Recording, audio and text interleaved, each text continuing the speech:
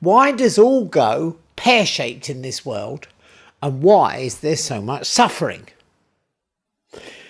Everything seems unstable, particularly at the moment. Unreliable. The guarantee for the future seems to have gone. What's going to happen next? Is there really going to be a worldwide economic crash such as we've never seen before? We don't know.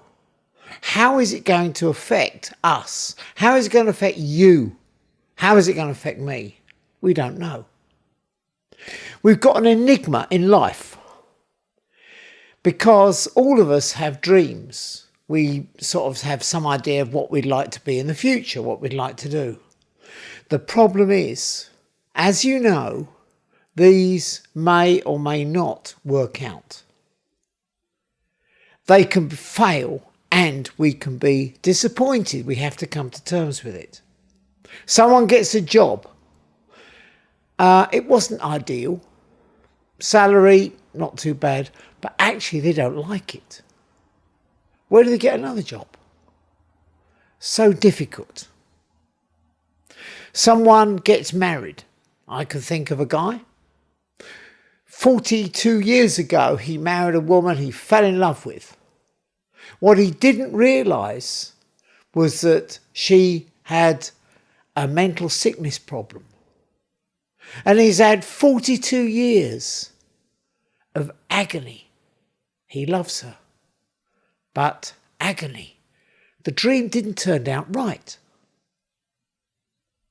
Someone who, a brilliant actuary in the City of London. They did marvellous at university, mathematician, really clever, able, fit and everything. Now, with a terrible disease, they can't cure it.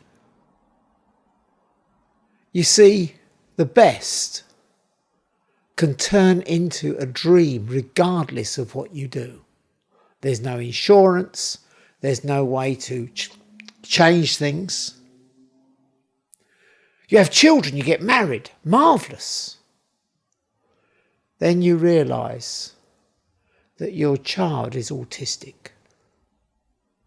You can't change it. What can you do?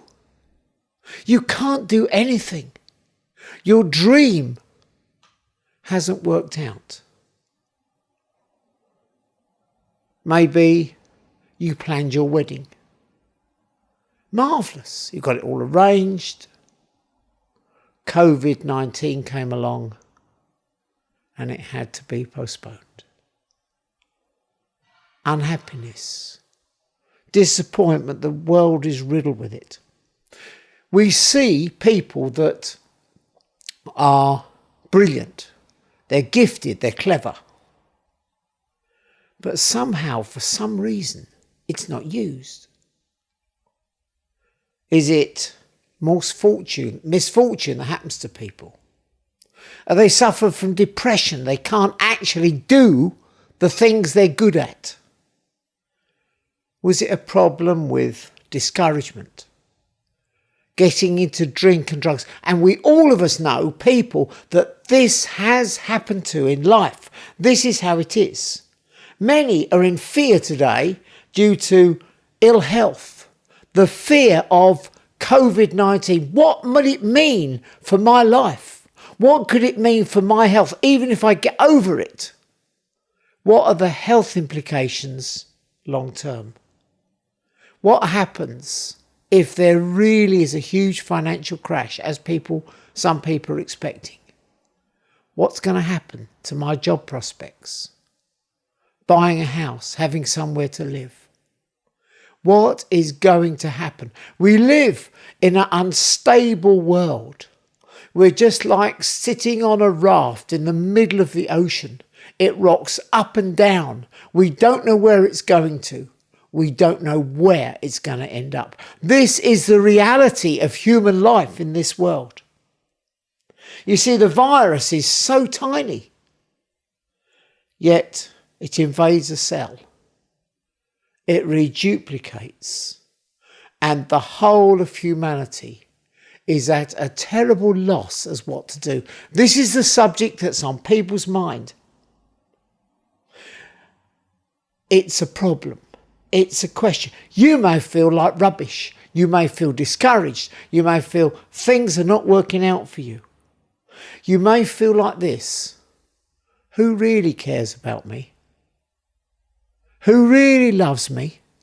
Am I really on my own in this world? What am I going to do with it? My friends, well, they're nice people, but I enjoy time with them. But really, they're really in it for themselves. They're not being selfish. That's just human life.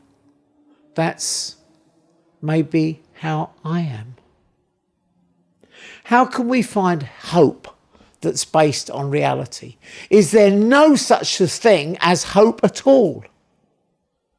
We all know that a lot of things go wrong all of the time.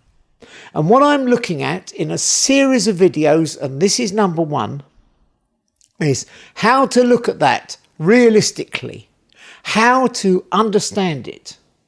I want to explain who I am. Who am I? Well, I live in Mongolia. I first studied Mongolian at university, and I went to Mongolia in 1972.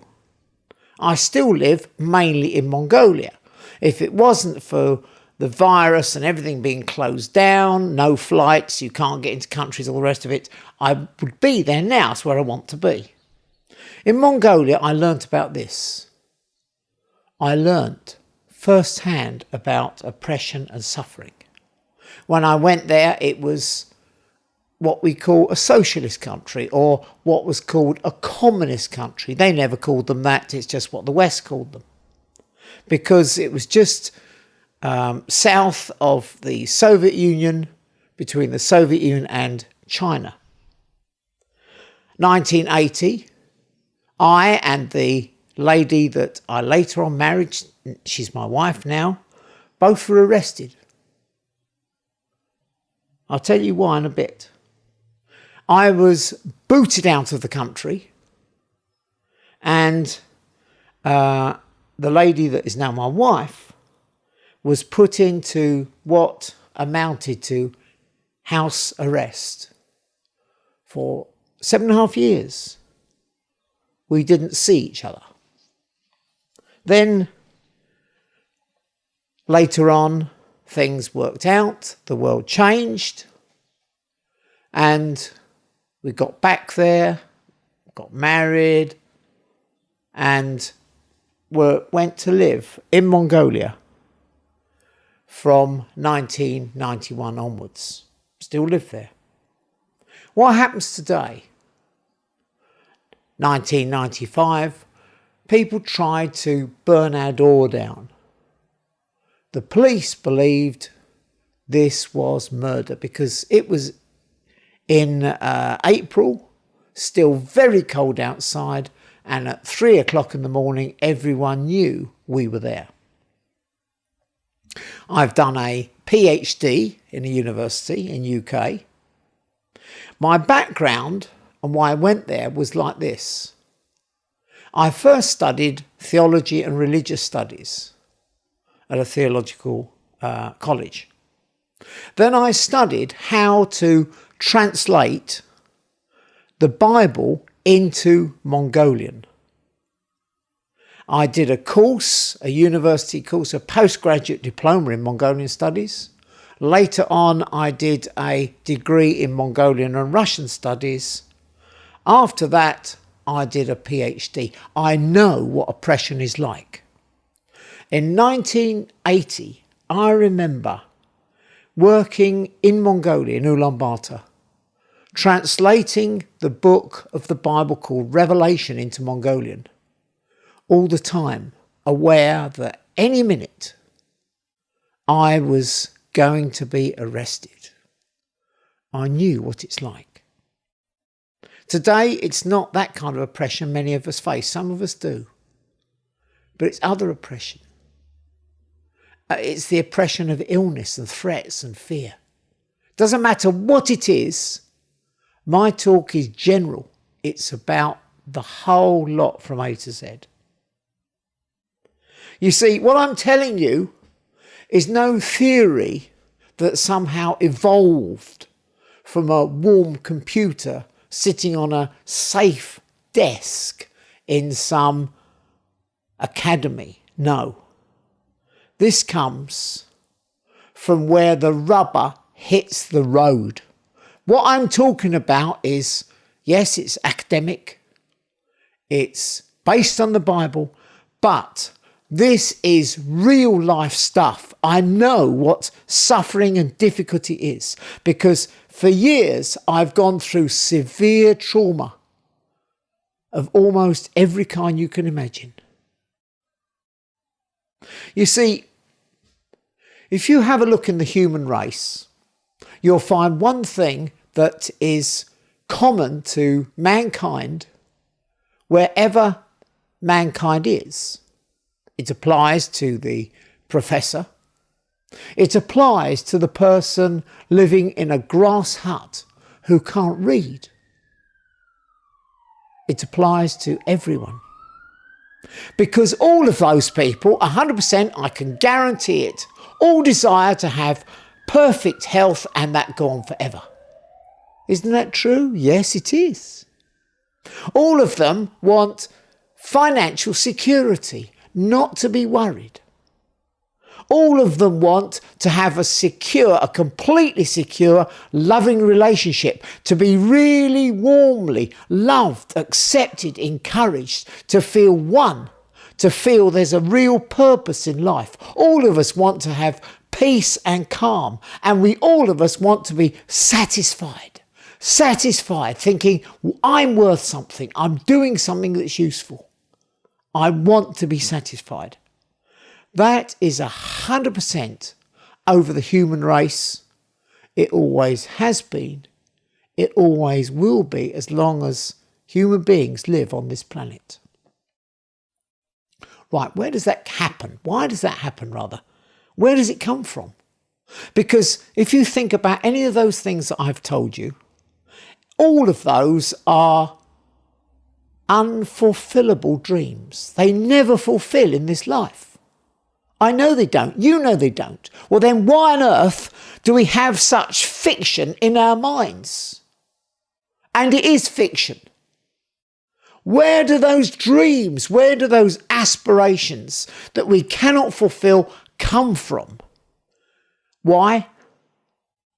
Because of this.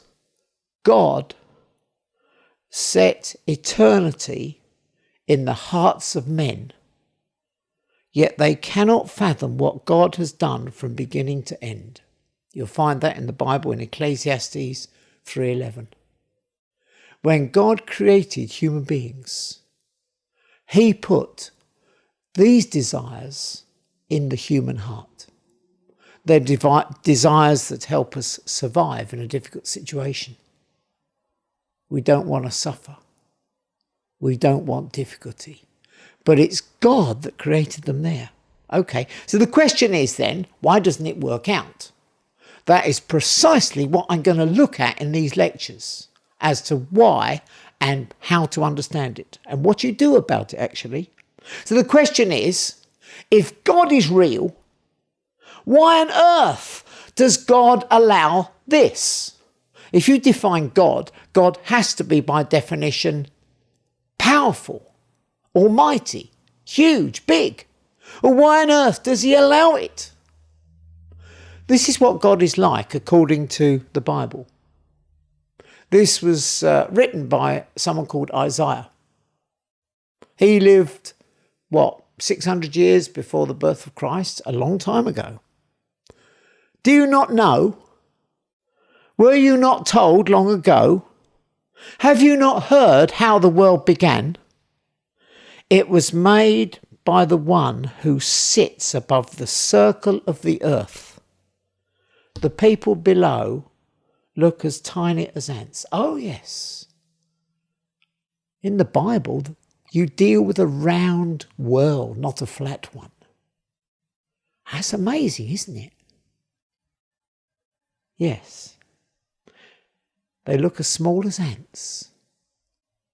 He stretched out the sky like a curtain, like a tent in which to live. He brings down powerful rulers and reduces them to nothing. That's all the time what you see within history. They are like young plants, just set out and barely rooted. When the Lord sends a wind, they dry up and blow away like straw. To whom can the holy God be compared? Is there anyone else like him? Look up at the sky. Who created the stars which you see? The one who leads them out like an army. There's an awful lot of stars there. It says he knows how many there are and calls each one by name. We have no clue. We don't know because they're too far away. His power is so great, not one of them is ever missing. That's Isaiah 40, 21 to 26. Nikita Khrushchev was the head of the Soviet Union. At a plenum of the Central Committee of the Communist Party of the Soviet Union, he talked about the first man in space. He said this: Gagarin flew into space but didn't see any God there. Right. Why don't you see God? Because the Bible says that God is spirit. He's not to be seen. God exists eternally. He's absolutely boundless. That is why God is distant from us as creator and ruler, and yet near to us. Near. He is one who sees us, who knows us, who gives us life and breath and everything we need. He is near to us, as well as almighty, boundless in every sense, and above all. You see, God created the universe. You see, but then God's not in the universe. So even if he wasn't a spirit and was visible, you wouldn't be able to find him in the universe because he's just a creation. He is outside of the universe because the universe is too small for God. This is the God of the Bible that we're talking about, because this is what it says in 2 Chronicles 2 verse 6. No one can really build a temple for God, because even all the vastness of heaven cannot contain him. Why do things go wrong for me? I can tell you, there are no accidents. It's not fate either. Even if this virus passes easily, the question of suffering goes on. It will never stop. God revealed much in the Bible, but in actual fact, if you look at the boundlessness of God, it's a really tiny, tiny amount, but it's enough for us. How he did that, why he did that, what God is like, I'm going to talk about over the series of videos. And through the Bible, God shows and speaks the answers to the main of our absolutely unanswerable questions. Why? Because to quite some extent, human questions are really answerable in the Bible. How do I know that? Right? Why? Because I first went to Mongolia in 1972. Since then on, I've had to tell who God is like, what the Bible is like, to Mongolians in university, to Mongolians who, they've got a secondary school, but it doesn't matter. They're people that don't know anything about the Bible. And I had to find out for myself the answers to the questions that Mongolians were asking me. I then work when I'm in UK, amongst university students, explaining to them about God, explaining to them about the Bible. So the best university students, postgraduates, people with PhDs, people trying to obtain PhDs, yes, my answers are not my answers. They're purely what God's shown me in the Bible. And there's amazing answers out there. My job is telling you what the answers are to the biggest questions in life in this universe. You can find these videos on YouTube if you look for A Calm Heart in the Storm. Gap YouTube on Google, it will come up. You can find the lot. So watch my next video, because I want to talk about the biggest unknown thing in the whole of everything, beyond and outside this universe. And this is, what really is God like?